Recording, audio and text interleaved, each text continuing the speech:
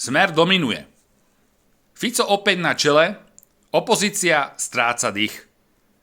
Najnovší prieskum opäť ukázal, kto dnes na Slovensku dominuje politickej scéne. Smer Roberta Fica zostáva najsilnejšou stranou v krajine a opozícia zatiaľ nedokáže nájsť recept, ako jeho pozíciu vážnejšie ohroziť. Podľa exkluzívneho prieskumu by parlamentné voľby vyhral Smer sociálna demokracia so ziskom viac ako 20% hlasov. Strana si tak naďalej drží pozíciu lídra slovenskej politiky.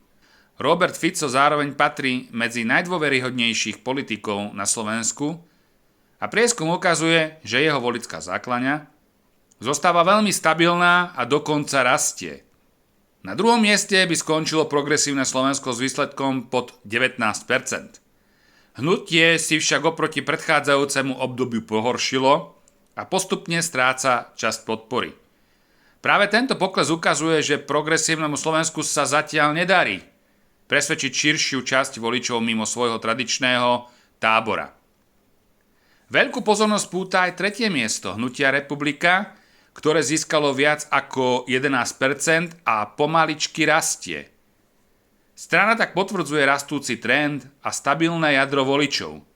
Napriek tomu však Smer zostáva jasne najsilnejším subjektom a podľa prieskumu má zároveň najvyšší volebný potenciál zo všetkých strán. Do parlamentu by sa dostalo 8 politických strán. Smer by získal najviac mandátov a opäť by mal najsilnejšiu pozíciu pri prípadnom zostavovaní vlády. Naopak, Slovenská národná strana či Sme rodina by podľa prieskumu zostali mimo parlamentu. Výsledky tak ukazujú, že slovenská politická scéna zostáva výrazne rozdelená, no dominantná pozícia Smeru sa zatiaľ nemení. Najnovší prieskum teda naznačuje, že Robert Fico a Smer si stále držia silnú podporu voličov. Otázkou zostáva, či opozícia dokáže v najbližších mesiacoch zmeniť trend, alebo bude Smer ďalej upevňovať svoju pozíciu. Myslíte si, že by dnes Smer opäť vyhral voľby? Napíšte svoj názor do komentára.